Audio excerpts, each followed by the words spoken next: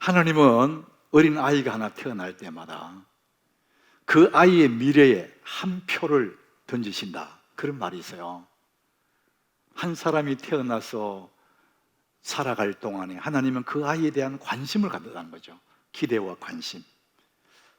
무럭무럭 잘 자라나서 많은 열매 맺는 그런 기대와 관심을 갖고 미래에 한 표를 던진다, 그렇게 말합니다. 우리는 이 세상이라는 정원에 잘 심겨진 아름다운 나무들이거든요. 하나님은 우리를 이 땅이라는 정원에 심어 놓으시고 멋지게 잘 자라서 아름다운 열매를 맺히는 것을 기대하면서 우리를 이 땅에 보내셨다는 것이죠. 열매를 기대한다. 자, 오늘 말씀의 제목이 꽃 피우는 인생, 열매 맺는 인생, 이렇게 되어 있습니다. 여러분, 꽃을 피운다는 것은 아름답잖아요. 근데 거기서 머물면 안 되고요, 열매를 맺는 것까지 가야 되죠. 하나님은 이런 우리 인생 한 사람 한 사람을 향한 그런 목적, 계획이 있어서 우리 이 땅에 보내셨어요. 근데 정말 많은 사람들이 원래 내가 이 세상에 태어난 목적을 잃어버리고 사는 거예요. 내가 왜 사는지도 모르고 살아갑니다. 매일매일 하루하루 바쁘게 살아가는 그 사람들이 뭔가를 쫓아서 바쁘게 살거든요. 여러분, 오늘 주일이고 공휴일이라서 그렇지만 그래도 길거리에 나가보면 사람들이 어디론가 열심히 바쁘게 움직여요. 뭘 따라가느냐?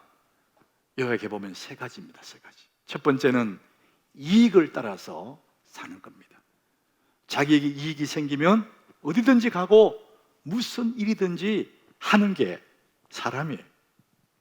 앤서니 라빈슨이라는 사람이 너 안에 잠든 거인을 깨워라, 이제 그런 책을 하나 썼어요. 이게 우리나라 2002년도쯤에 이제 번역이 된 책인데, 이 책이 굉장히 두껍습니다. 한 800페이지 되는 그런 책이에요. 여러분, 종이책 보통 웬만하면 300페이지 안 넘거든요. 250페이지, 300페이지쯤 되거든요. 그런데 800페이지니까 3권 분량이에요. 제가 전자책을 사보니까 1500페이지가 넘더라고요. 이 방대한 책이에요. 오래됐고 분량이 많은 책입니다. 그럼에도 불구하고 사람들이 여전히 새해가 되면 이 책을 읽고 마음을 다지면서 한 해를 살고파 하는 그런 사람들이 지금도 많다고 합니다. 그만큼 이 앤서니 라빈슨이 우리 사람들에게 굉장한 동기를 부여하는 그런 이야기들에게 썼거든요. 저는 이 책을 2008년도쯤에 이 책을 읽었는데, 제 머릿속에 지금 남아있는 그 이론이 하나가 있습니다. 바퀴벌레 이야기예요. 여러분, 가정에 주부들이 제일 싫어하는 벌레 중 하나가 바퀴벌레예요. 아내들이 바퀴벌레 한 마리 나오면요 소리 질러요. 어느 날 제 아내가 막 소리 질러요. 야바! 비명을 질러요. 야바! 비명 소리 듣고 놀래가 가보니까 바퀴벌레! 벌레 잡으라는 거거든요. 근데 그렇게 놀랄 일이 아닌데 싫어하는 거예요. 근데 남편이 있으니까 야바! 바퀴벌레! 이러지. 남편 없으면 알아서 잡아버려요. 확! 밟아요. 발로 확 밟아버린대요. 이게 아줌마들의 이중성이라는 거예요. 약한 저거 여봐 잡아라 하다가 없으면 쥐가 확 잡아버려. 대부분의 사람들이 바퀴벌레 싫어해요. 근데 그렇게 싫어하는 바퀴벌레 이야기를 이 라빈슨이 하는 겁니다. 바퀴벌레 한 접시를 놓고 1000만 원을 걸고 이 1000만 원을 줄 테니 이 바퀴벌레 한 접시 먹어라. 그럴 때 사람들은 아이고 안 먹을래, 먹겠다는 사람이 별로 없다는 거예요. 그런데 한 1억 정도 올리고 1억 정도 걸면 어떻게 될까? 서서히 마음이 바뀌기 시작한답니다. 10억 올리든지 100억을 올리면은 대부분의 사람들이 마음을 바꾼답니다. 먹으려고. 왜? 그때 책에 왜 먹으려고 그러냐? 잠시의 고통, 바퀴를 먹는 그 고통은 이 100억이 주는 그 이익에 비교할 바가 안 되거든요. 그래서 딱 계산해 봐가지고 이익이 되는구나. 사람은 이익이 되면 뭐든지 하고 어디든지 가는 것이 사람이에요. 여러분, 우리가 고상한 것 같지만은 결국 이익 따라 열심히 움직이고 있습니다. 이게 첫 번째. 두 번째, 사람들이 뭘 쫓아서 사느냐? 사람들은 이익을 쫓아 살지만 또 두 번째는 재미를 쫓아 삽니다. 재미있는 일에는요 뭐든지 합니다. 돈도 걸고 시간도 겁니다. 젊은 청춘들은 밤을 새워요. 영혼을 팝니다. 재미있는 일에. 그렇게 재미가 우리를 붙잡죠. 요즘 코로나 블루라는 말은 이 코로나 사태 때문에 우리 행동방이 자꾸 제한이 되니까 재미있는 일이 없다는 거예요. 그래서 우울하다, 코로나 블루 이렇게 얘기하는 거예요. 사람은 재미를 위해서는요 뭐든지 하는 존재입니다. 이게 두 번째예요. 세 번째가 있으면 사람들이 뭘 쫓아다니느냐? 명예, 인기. 명예와 인기를 위해서는 뭐든지 합니다. 연예인들 인기를 먹고 살지 않습니까? 정치인들 표심, 명예, 사람들의 표심, 그거 먹고 사는 거거든요. 그래서 인기와 명예도 굉장히 대단한 거죠. 엔딩 내 인생 후회가 있다. 이거 아주 좀 오래된 책이에요. 마지막 내 인생, 엔딩 내 인생 후회가 있다. 여기에 그 시대의 스타들, 그리고 그 시대에 굉장히 성공했던 인기 있던 사람들을 26명의 이야기를 이 책에 실었어요. 성공하고 돈 벌고 인기를 누리고 그렇게 살던 그 사람들 이야기. 그런데 그 사람들이 마지막에 어떻게 됐느냐, 이 얘기를 써놓은 거예요. 그 중에 한 사람이 마릴린 먼로입니다. 그 시대의 최고의 스타. 부를 얻고 인기를 한 몸에 누리고 사람들이 열광을 하던 마릴린 먼로. 화려한 꽃을 피웠죠. 그런데 그녀의 마지막이 자기의 침대에서 엎어져서 전화기를 귀에 댄 채로 죽었다는 겁니다. 그렇게 인기 많던 그 여인도 밤마다 수면제, 약을 먹지 않으면 잠이 들 수가 없는 거예요. 그래서 그날도 자기 침실에서 약을 먹고, 그럼 너무나 외로워서, 그 인기 많은 사람이지만 너무나 고독해서 누구와 전화하면서 잠을 들려고 그러다가 그대로 죽은 거예요. 여러분, 인기가 주는 그 대단한 것 같지만은 인기의 끝자락은 너무도 허무하다는 거죠. 사람들이 와 박수를 보내고 환호를 보내고 와 자기는 하늘에 올라간 것 같은 대단한 기쁨을 누리고 만족을 누리지만은 설물처럼 쫙 인기가 떨어져 나가고 나면은 너무나 쓸쓸해. 텅 빈 외톨이. 그 고독을 이길 수가 없어서 약을 먹는 거예요. 그리고 우울에 빠져버리는 거예요. 우리는 화류계라는 말을 써요. 이것은 화려한 삶을 사는 사람들 말합니다. 꽃처럼 화려한 거요. 잘 나가는 것 같아요. 그런데 한때만 즐거워. 어느 순간 되면 너무 쓸쓸해. 텅 비어버려. 부귀영화 사람들은 다 좋아해. 돈 벌고 인기 누리고 재밌는 이야기 다 좋아해. 여러분, 부귀영화 최고의 부귀영화를 누렸던 사람이 솔로몬이에요. 솔로몬만큼 부귀영화 누린 사람 누가 있나요? 근데 그 솔로몬이 부귀영화를 다 누린 그 끝에 자기의 심정을 전도서 1장 2절에 이렇게 밝혀요. 전도자가 이르되, 자기 자신을 가리키는 거죠. 헛되고 헛되며 헛되고 헛되니 모든 것이 헛되도다. 그 미닝레스라는 거예요. 의미가 없다는 거예요. 그 돈을 많이 벌고 명예를 누리고 인기를 누렸던 그 모든 것들이 헛되고 헛되다. 우리는 이런 성경 구절을 보면서 인생이란 헛된 거구나 그렇게 생각하지만 그게 아니에요. 인생이 헛된 게 아닙니다. 원래의 목적대로 살지 못했기 때문에, 그래서 그 끝자락이 허물을 느끼는 거예요. 의미를 못 느끼는 거예요. 왜? 의미 있는 삶을 못 살았기 때문에 그런 거예요. 하나님 우리 이 땅에 보내실 때에 하나님 목적이 있었어요. 우리 사람에게 주어진 의미가 있었어요. 근데 그 의미를 잊어버리고 화려한 꽃만 피우니까, 화류계처럼 사니까 열매가 없거든요. 그러니까 인기의 끝자락에 느끼는 것은 너무 쓸쓸하고 눈물이 나고 후회되고.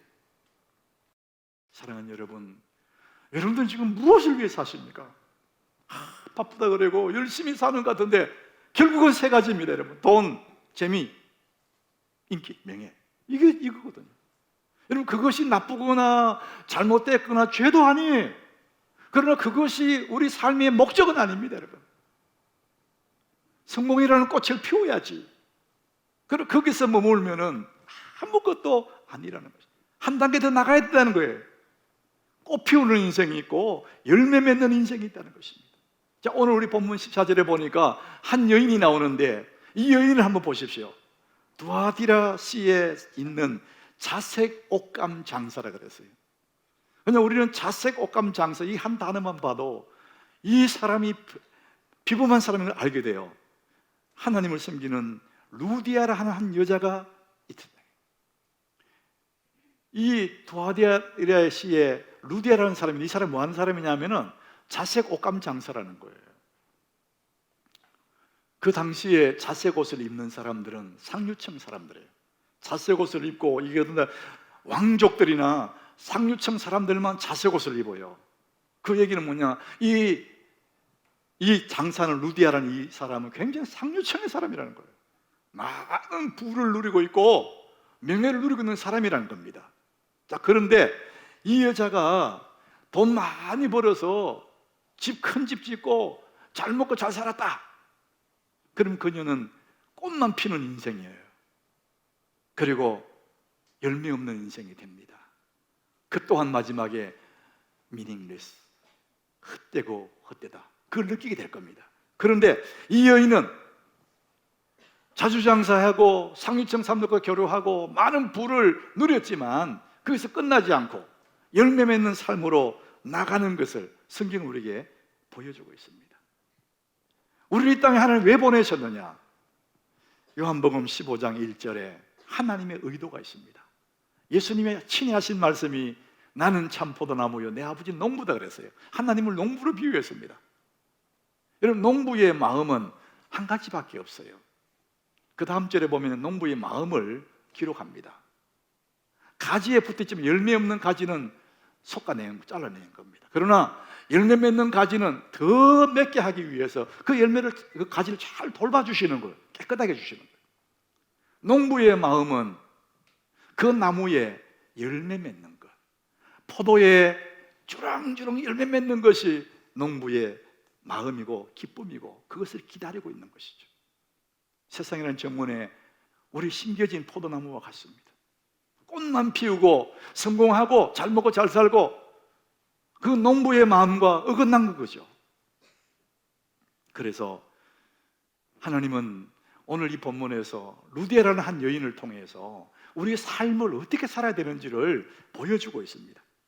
자, 오늘 12절에 보니까 이 루디아가 사는 지방이 빌립보거든요. 자, 거기서 빌립보에 이르러서 누가? 바울과 그의 일행들 신랄 거예요. 빌립보 지방에 이르러 어디서 왔느냐 하면은 드로아에서 왔어요. 그 앞부분에 보면은 그 드로아에서 뭐 했느냐? 환상을 본 거예요. 저 아시아 쪽으로 복음을 전하려고 하니까 성령이 막아요. 그리고 환상 중에 마게도냐 사람이 손짓을 해요. 우리를 와서 좀 도와달라고. 그래서 드로아에서 출발해서 빌립보에 도착한 겁니다. 빌립보에 도착했어요. 근데 그 빌립보라는 그 도시가 얼마나 중요한지를 설명하는데, 이는 마게도냐 지방의 첫 성이래요. 이 마게도냐는 요즘에 유럽입니다. 유럽으로 가려고 하면은 이 빌립보, 그리스죠. 그것을 통과해 그쪽 들어갈 수 있는 거예요. 그 첫 번째 성이라는, 관문이라는 겁니다. 그러니까 이 빌립보는 굉장히 중요한 지역이죠. 또 로마의 식민지고. 그래서 로마의 지배받는 이 빌립보는 마게도냐 유럽의 관문으로 자리 잡게 돼요. 여기에 이제 바울과 일행이 도착을 한 거예요. 지난번에 우리 성지순례 갔을 때 보니까 그 빌립보 지방에 갔었어요. 근데 그 빌립보 도시에 또 들어오는 입구 쪽에 거기에 루디아의 집이 있었어요. 여러분, 이 하남시에 오려면은 서울서 오려면 황산을 지나오지 않습니까? 그 황산 거기가 하남시에 진입하는 관문이죠. 빌립보라는 이 도성에 들어가기 전에 루디아 집을 거쳐가는 거예요. 그래서 루디아라는 사람이 거기 살고 있습니다. 굉장히 중요한 지역이고 중요한 사람인 것을 성경은 밝혀주고 있는 거예요. 그래서 사도 바울이 이제 빌립보에 도착했습니다. 그리고 이제 이 유럽 마게도냐를 향해서 복음을 전해야 되는데 이 첫 번째 성, 이 빌립보에 도착한 거예요. 그곳에서 이제 복음이 시작이 돼야 되는데 지금 아무것도 없죠. 그래서 안식일 날 강가에 나갔습니다. 기도하러 강가에 나갔는데 강가에 가보니까 여인들이 몇 명이 있는 거예요. 그 여인들 틈에 루디아가 있었어요. 처음 보는 그 여인들에게 바울이 복음을 전한 거예요. 그때 이 여인들 중에서 루디아가 있었는데 그 말씀을 들어요. 오늘 14절에 보니까 그 말씀 나오죠. 두아데라시에 있는 자색고감장소라는 하나님을 섬기는 루디아라는 여자가 있어요. 이미 하나님을 알고 있어요. 그런데 예수님을 모르는 사람이죠. 루디아라는 한 여자가 있는데 말을 듣고 있을 때에 바울이 전에 그 말을 듣고 있었어요. 그때 주께서 그 마음을 열어 바울의 말을 따르겠다 그랬습니다. 그냥 소리로 듣고 있었는데 소리로. 근데 주께서 그 마음을 열어서 그 복음을 받아들이게 만든 거예요. 따라갑시다. 주께서 그 마음을 열어. 여러분은 오늘 하나님 말씀을 듣고 있거든요. 마이크로 들린 소리를 듣고 있거든요. 근데 소리로 듣는 사람이 있고 감동이 되어서 주님의 말씀을 듣는 사람이 있습니다. 주께서 우리 마음을 감동하는 겁니다. 여러분 마음에 주님이 감동해 주시길 바랍니다. 그럴 때 우리는 하나님 말씀을 듣게 되는 거죠. 주께서 그 마음을 열어서 바울의 말을 따르게 했어요. 그게 복이라는 것이죠. 그래서 루디아는 그 빌립보 성의 첫 번째 열매 맺은 복음을 받은 사람이 된 거죠. 근데 그 여인을 통해서 이 빌립보가 복음화가 되는 거예요. 굉장히 중요한 사람이죠.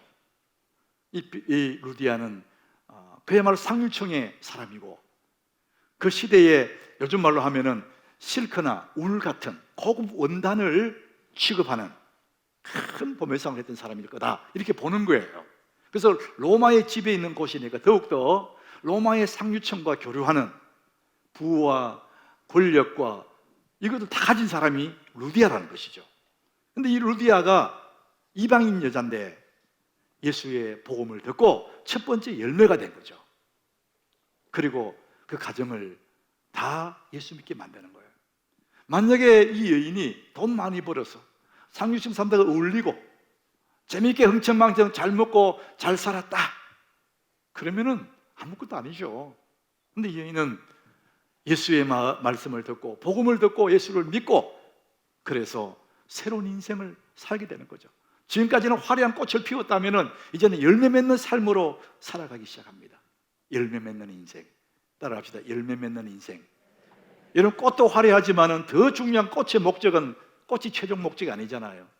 꽃이 지고 거기 열매가 맺어져야 되거든요. 열매 맺는 인생. 플랫폼으로 살아가기. 여러분 플랫폼이라는 그 용어를 요즘은 많이 들었을 거예요. 근데 우리가 어릴 적에는 플랫폼이라는 용어는 딱 한 군데밖에 안 썼어요. 기차역입니다. 기차역. 기차가 쭉 들어와요. 기차가 섭니다. 그러면 사람들이 다 내려서 플랫폼으로 내려와요. 그걸 통해서 각자 갈 길을 가거든요. 기차 내려서 나가는 그 통로가 플랫폼이에요. 그런데 요즘은 비즈니스를 플랫폼이라고 쓰거든요. 우리가 어떤 정보를 검색할 때 구글이나 네이버에 검색하지 않습니까? 그래서 구글, 네이버 이게 플랫폼이에요. 그걸 통해서 많은 정보들을 검색하는 거예요. 그걸 거쳐서 정보를 얻는 거예요. 우리 사람과 사람 연결하는 플랫폼 있잖아요. 카카오톡, 페이스북, 트윗 이런 것들이 다 플랫폼입니다.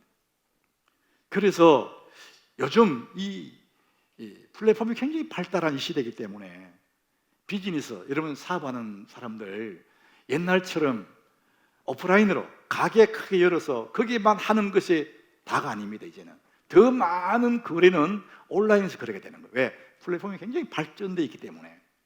옛날에 돈 엄청 들여가지고 인테리어 잘하고 뭐 이렇게 했는데 요즘 그렇게 하지 않습니다. 그냥 시골에 창고 하나 준비해놓고 하는 거예요. 인터넷으로 하는 겁니다. 이게 이제 플랫폼이 굉장히 발달돼서 그래요. 그래서 요즘은 중간 상인이 없어져요, 자꾸. 옛날에 중간 상인이 많이 끼어 있었거든요. 이제는 직접 직거래를 하는 직거래. 직구한다 하잖아요. 플랫폼이 굉장히 발달돼서 그래요. 중간 상인이 없다. 미들맨이 없어진다는 거죠, 자꾸. 지금 시대가 그렇습니다. 사업에는 자꾸만 중간 상인, 미들맨이 사라져요. 그러나 복음에는, 우리가 믿는 예수 그리스도 이 복음에는 반드시 이 복음을 전해줄 미들맨, 중간 사람이 꼭 필요합니다. 이 사람 없이는 복음이 전해지지가 않아요. 로마서 10장 13절에 굉장히 중요한 말씀을 합니다. 우리 같이 한번 읽어봅니다. 누구든지 주의 이름을 부르는 자는 구원을 받으리라. 여러분, 굉장히 복음이에요. 누구든지. 여기는 나도 포함되고 여러분도 포함돼요. 돈 있는 사람, 없는 사람, 가난한 사람, 부한 사람, 병든 자, 건강한 자, 누구든지 주의 이름을 부르는 자는 구원을 받는다는 거예요. 어떤 자격도 필요 없고 예수 이름 부르면 구원받는다는 거예요. 자, 이게 복음인데, 이제 그 다음 절에 보면은 중요하게 말하고 있습니다. 그런즉, 그것이 복음인데, 그런즉 그들이 믿지 아니한 이를 어찌 부르겠냐? 주의 이름 불려 구원받는데 안 믿는 걸 어떻게 부르겠냐? 듣지도 못한 이를 어찌 믿겠냐? 그 다음에 전파하는 자가 없이 어찌 들으리요? 결국은 예수 이름 부르게 하려면은 누군가 전파해 줘야 되고, 그 다음에 그것을 듣는 사람이 믿어야 되고, 그 다음에 부르게 되거든요. 그러니까 전파하는 자가 없이는 아무것도 안 된다는 것입니다. 이 복음의 매개체, 복음의 미들맨이 필요하다는 것이죠. 전해주는 자가 없이는 아무도 예수를 믿을 자가 없다는 겁니다. 하나님 오늘도 이 복음의 매개체, 플랫폼들을 찾고 계시다는 것이죠. 영혼의 플랫폼. 루디아는 바로 이 빌립보 지방의 플랫폼, 복음의 플랫폼이 된 것이죠. 주께서 그 마음을 열어서 주의 복음을 듣게 하셨어요. 근데 그것으로 끝나지 않고 15절에 가보니까 그와 그 집이 다 세를 받았다 했어요. 루디아 본인과 그 집, 그와 그 집, 이게 뭐냐? 오이코스입니다. 루디아 혼자 구원받고 끝난 것이 아니라 그 집이 다 세를 받게 한 거예요. 여러분, 세를 받았다. 그 당시, 지금도 세례 받지 않습니까? 세례 받다는 이야기는 그 당시에 나는 예수 믿는 사람입니다, 만인들에게 드러내는 것입니다.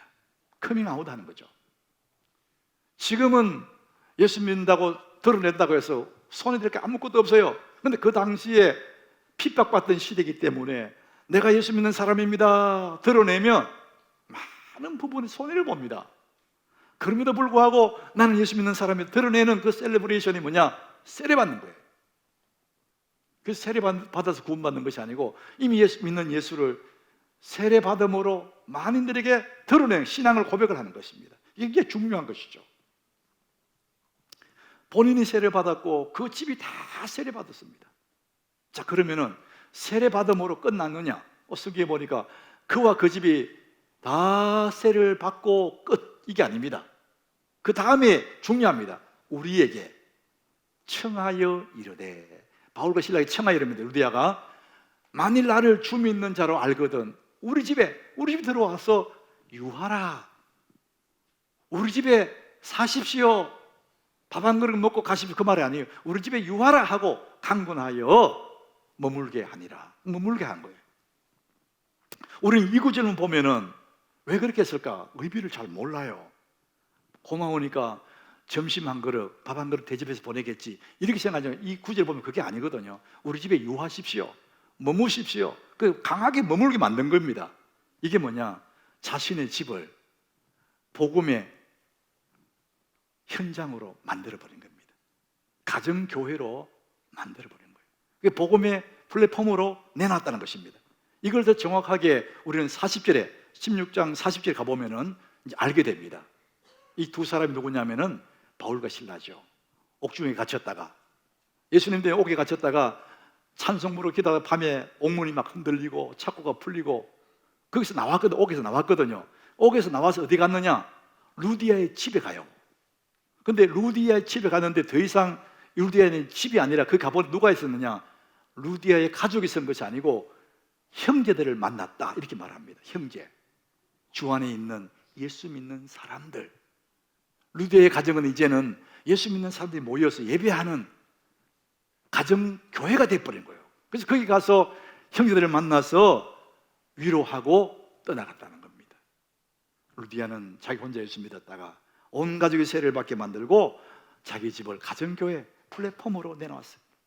집이라는 것이 단순히 내와 내 가족이 밥 먹고 쉬고 자고 그런 공간만이 아니라 복음의 플랫폼으로 만들어졌다는 것이죠.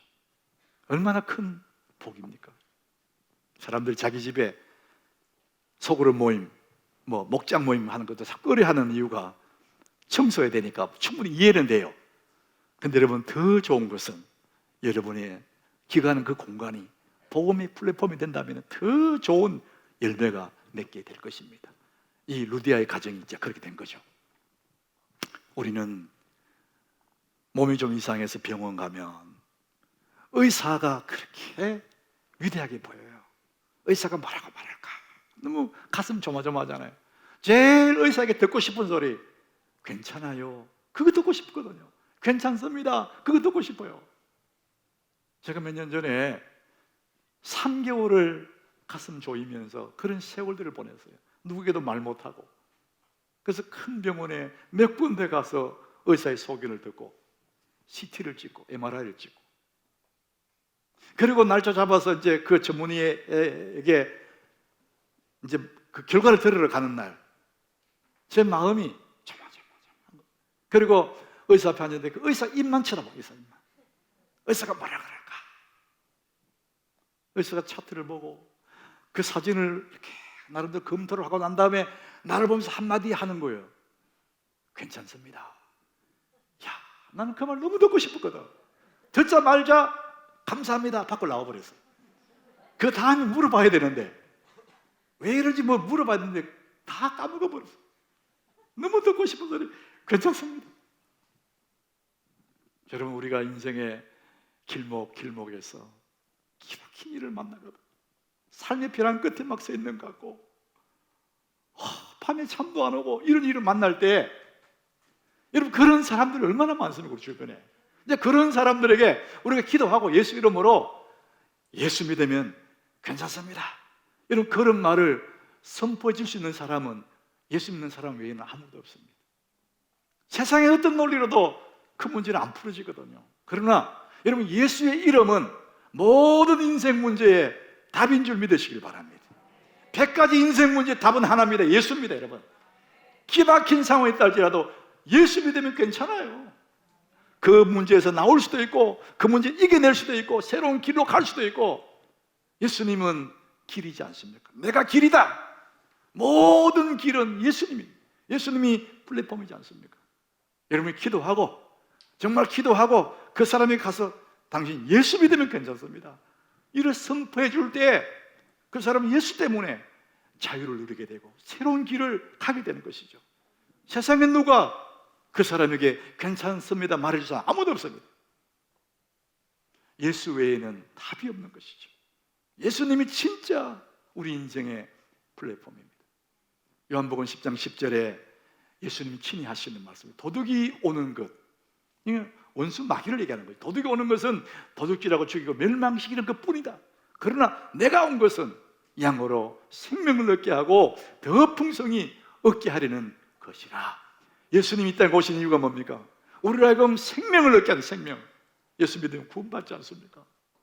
구원받으러 끝, 그게 아니고 구원 이후, 세례받은 이후에 풍성한 삶, 기쁨이 넘치고 감격이 넘치고, 겉으로 보기에는 아무것도 없는 것 같은데 그 마음에 복음의 열정이 있고 하늘의 평강이 있고 기쁨이 있는 풍성하게 하려 하심이라.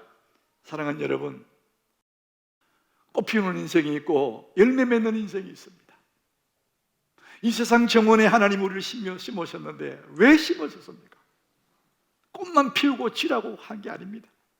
우리로 하여금 많은 열매 맺게 하기 위해서, 더 풍성히 얻게 하기 위해서 우리를 심으셨습니다. 여러분들은 지금 무엇을 위해 사십니까? 여러분 지금 무엇 때문에 허걱거리면서 사십니까? 세 가지 아닙니까, 여러분? 이익과 재미와 인기, 명예. 그러나 그것 또한 나쁘지는 않지만 거기서 끝나면 안 됩니다. 우리는 열매 맺는 삶으로 나가는 것이죠. 두아디라 지방에 이 자주장사 루디아의 그 삶 보십시오. 많이 돈 벌어서 잘 먹고 잘 살았다. 그는 꽃피운 인생에 불과한 거죠. 그의 마지막은 후회할 겁니다. 아무것도 아니구나, 후회할 거예요. 그러나 그는 그 두아디라 지방에, 빌립보 지방에 첫 열매가 되고 플랫폼이 되어서 수많은 사람이 열매 맺는 그걸 보면서 지금까지 누려왔던 그 기쁨, 그 행복보다 비교가 안 되는 하나님 기쁨을 누렸던 그 루디아가 우리는 오늘 말씀을 통해서 보게 된 겁니다. 사랑하는 여러분, 여러분은 꽃 피우는 인생입니까? 열매 맺는 인생입니까? 우리 하남교회가 이 하남 땅에 플랫폼이 되고, 여러분 한 사람 한 사람 이 시대에 루디아가 되어서 하나님이 주시는 그 기쁨을, 말로 할 수 없는 그 영광을 누리는 여러분 다 되시기를 예수님 이름으로 축복합니다.